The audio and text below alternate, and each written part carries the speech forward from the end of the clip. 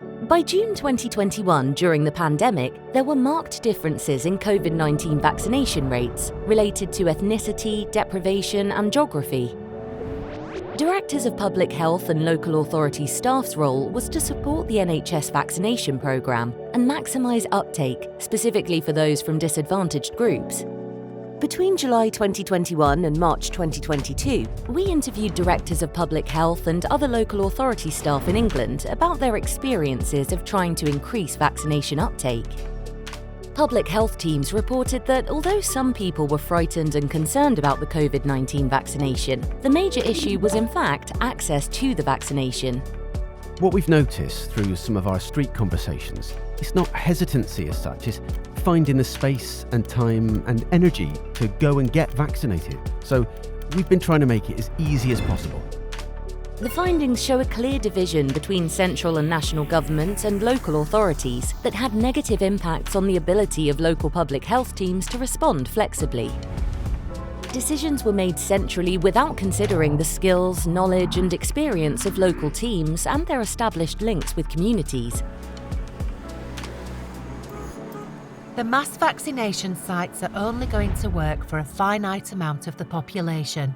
More deprived communities just go about their lives, and you need to integrate this with their life.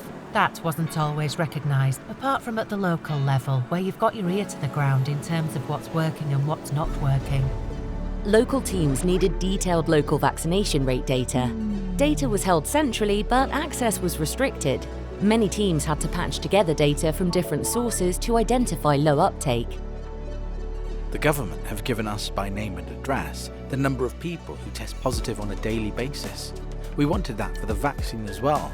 We weren't able to get that, and we still aren't able to get that. Vaccination target rates were set centrally. This created tensions between meeting the targets or spending time and effort reaching disadvantaged groups with a greater need.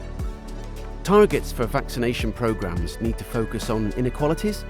What have you done to particularly enable groups with protected characteristics to access vaccination? Because we've offered everybody is not enough. How much general practices were paid for each patient vaccinated was decided centrally. General practices in affluent areas with high uptake received the same amount as those in deprived areas who had to do more to encourage their patients to be vaccinated. In conclusion, the key message is national and central should consider the differences across localities and communities and draw upon local expertise and knowledge when developing and implementing public health policy.